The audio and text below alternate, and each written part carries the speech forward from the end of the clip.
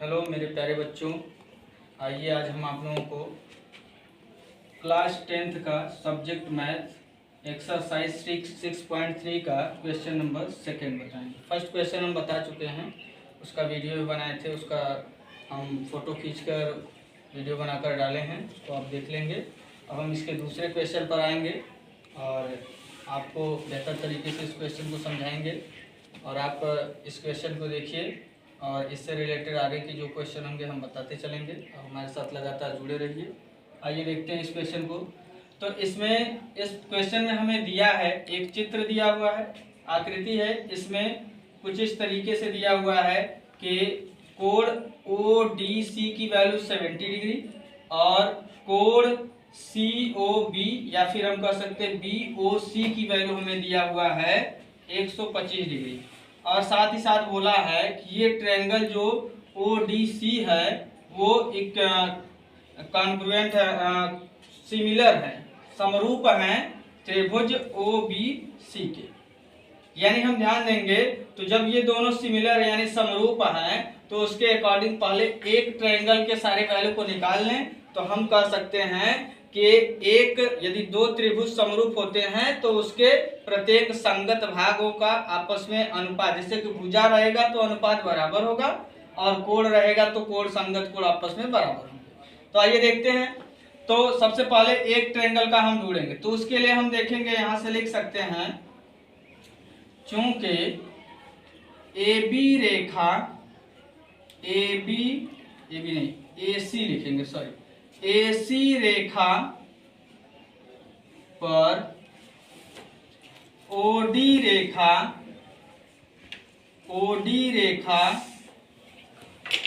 एक तिर्यक रेखा है, एक तिर्यक रेखा है। इसलिए हमें मालूम होना चाहिए कि किसी रेखा पर यदि एक तिर्यक रेखा खींच देते हैं तो इसके दोनों ओर जो कोण बनते हैं उसे आसन्न कोण कहा जाता है, करेस्पॉन्डिंग एंगल बोला जाता है। और इन आसन्न कोणों का योग जो होता है वह 180 होता है। यानी कहने का मतलब यदि किसी रेखा पर कोई तिर्यक रेखा खींच देंगे तो उसके दोनों ओर कुल मिलाकर कोण 180 अंश बनेगा। तो इसी पैटर्न पर हम देखेंगे तो ये AC पर यदि हमारा AC पर OD जो है एक तिर्यक रेखा है तो ये पूरा कोण इसके दोनों ओर जो मिलकर बनेगा वो हमारा हो जाएगा, सॉरी, अच्छा यहाँ पर होना चाहिए OD के जगह OB होना चाहिए, क्योंकि यहाँ पर ध्यान दिया जाए तो यहाँ पर OB लेंगे क्योंकि AC पर ये वाली रेखा जो है OB ये तिर्यक मानी जाएगी। तब ये एंगल और ये वाला एंगल जो होगा वो क्या हो जाएगा, हमारा 180 बनाएगा। तो यहाँ से हम लिख लेंगे क्या, एंगल ऑफ, इसके अकॉर्डिंग हम लिखेंगे तो ये एंगल ऑफ हो जाएगा हमारा BOC प्लस एंगल ऑफ, इसकी बात करें तो ये लिख सकते हैं BOA, ये दोनों मिलकर बनाएंगे 180 डिग्री। तो यहाँ से देखा जाए तो BOC की वैल्यू हमें दिया है 125 degree plus angle of BOA equal to 180 degree. तो हम BOA की बात करें, यहाँ से इसकी वैल्यू निकालते हैं तो 180, ये इधर प्लस है उस तरफ भेजेंगे तो माइनस हो जाएगा, माइनस 125 डिग्री और माइनस करेंगे इसको तो ये हो जाएगा 10 में से 5 माइनस करेंगे 5 और यहाँ 7 होगा, 7 में से 2 को माइनस करेंगे तो ये भी आ जाएगा 5 और यहाँ 1 में से 1 0, यानी कि इसकी वैल्यू आ गई 55। यानी ये वाला एंगल आ गया हमारा 55 डिग्री। ये हो गया। अब यहाँ से ध्यान देंगे तो ये लाइन पैरेलल है तो ये एंगल और ये एंगल जो हो जाएंगे वो अल्टरनेट एंगल यानी कि एकांतर कोण से हम कह सकते हैं आपस में बराबर होंगे। तो उस स्थिति से यहां से लिखेंगे तथा चित्र से हम लिख सकते हैं या आकृति से कि कोण ODC बराबर होगा हमारा कोण OBA के। ये कहां से आया है, एकांतर अंतः कोण हैं। क्योंकि ये दोनों क्या हैं, एकांतर अंतःकोण हैं, इसलिए हम इसे बराबर लिख सकते हैं। तो ODC का मान 70 दिया है, तो यहाँ से OBA का मान भी यहाँ से हमारा क्या आ जाएगा, 70 डिग्री आ जाएगा। अब ये 70 डिग्री आ गया, तो ये हो गया हमारा 70 डिग्री। अब ये 70 मिल गया, ये मिल गया, तो इसकी सहायता से हम इसका मान निकाल सकते हैं ट्रायंगल प्रॉपर्टी से। तो लिखेंगे अब त्रिभुज OAB में, इसमें देखेंगे तो इसमें लगा लेंगे हम कोण OAB प्लस कोण ABO प्लस कोण AOB बराबर के 180 डिग्री। क्योंकि हमें मालूम होना चाहिए, लिख सकते हैं क्योंकि त्रिभुज के तीनों अंतः कोणों का योग बराबर 180 डिग्री होता है। हमें मालूम होना चाहिए, ट्रायंगल प्रॉपर्टी होता है कि किसी त्रिभुज के तीनों अंतः कोणों का योग जो होता है वो 180 अंश के बराबर होता है। उसी प्रॉपर्टी को यहाँ लगा रहे हैं।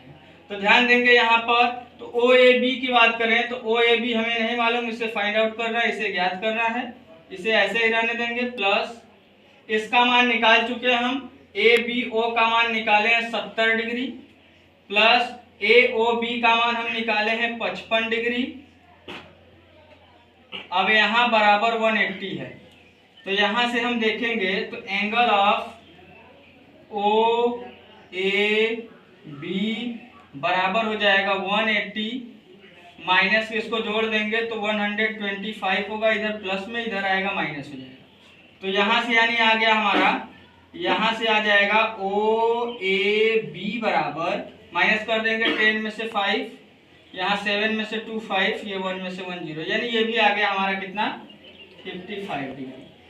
अब ये हो गया, तो लिखेंगे चूंकि हमें दिया है त्रिभुज ODC जो है वो समरूप है किसके, त्रिभुज OAB के, इसलिए यहाँ से करेस्पॉन्डिंग एंगल से हम लिख सकते हैं कि यहाँ से हो जाएगा संगत कोण। जब दो त्रिभुज समरूप होते हैं तो उसके प्रत्येक संगत कोण आपस में बराबर हो जाते हैं।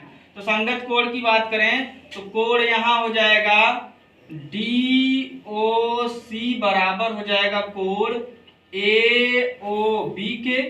तो AOB का मान हम निकाल चुके हैं, तो इम्प्लाइज दैट करके लिख सकते हैं DOC, इसकी वैल्यू आ जाएगी हमारी कितनी, 55 डिग्री, यानी ये भी 55 डिग्री आ गया।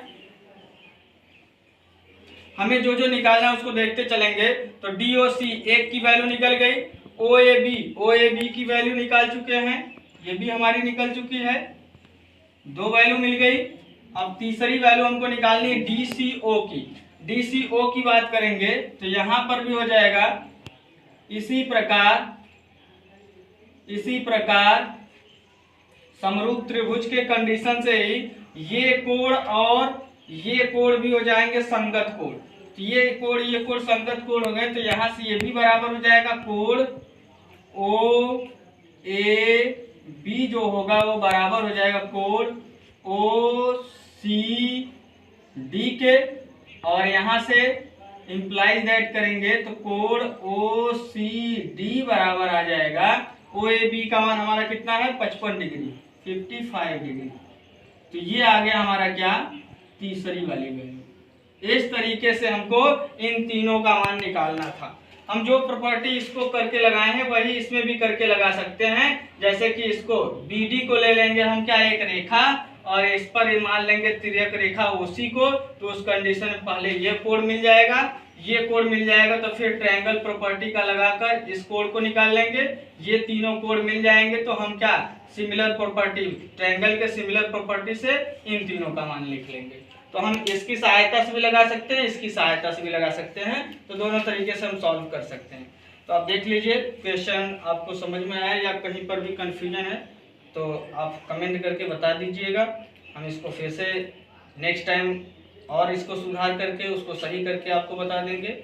ऐसे ही हमारे साथ आप जुड़े रहिए। और मेरे चैनल को लाइक, सब्सक्राइब एंड शेयर करिए। और नेक्स्ट क्वेश्चन को हम आपको अगले वीडियो में बताएंगे। धन्यवाद।